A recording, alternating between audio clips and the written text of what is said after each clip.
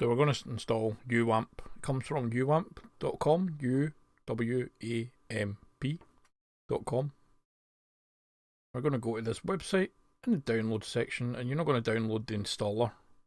If you look further down, there's a zip file. This takes a portable version. We're going to download the zip.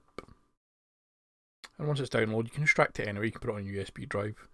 Now this bit of software, uWamp, actually in the name, it's Universal Windows, Apache, MySQL and PHP. And it's all the services we need to actually install and run a web server. So go to your uWamp folder, we extract it.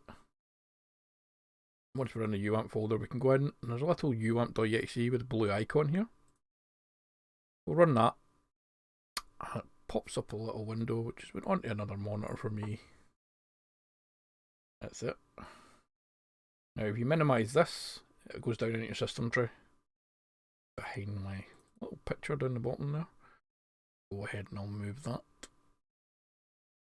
There we go. So we minimise this, goes in a little blue U icon at the bottom. And once you've done that, we can bring it up. This is the server. So it's got Apache, which is a web server software. It's got MySQL, which is your database server. And it's got PHP, which goes along with PHP. It goes along with Apache.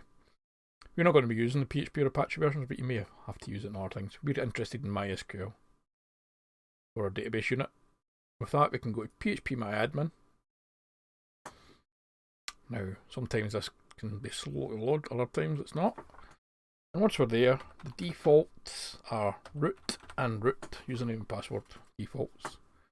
And go in, we can manage our database from here using this software.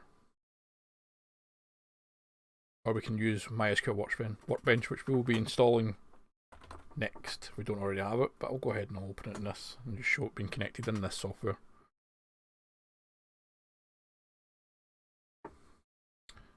Once I find which monitor it went to, it's over that. And if you're in here, you can set up a new connection. Didn't type that. My local MySQL localhost or 127.0.0.1 or home. Standard port, username root. And there we go. MySQL. Same again, root and root the default passwords. These aren't online, these servers, so you don't need to secure them. And this is our MySQL Workbench, which allows us to connect to databases and run queries. And then this is all offline, so if you have a dodgy net connection, you don't need it for this software because it's all running off your computer. And we'll go ahead and we'll run a wee select statement. There we go. Data in that table, but there you go. It's this software we want. I want to stick to this and get it installed.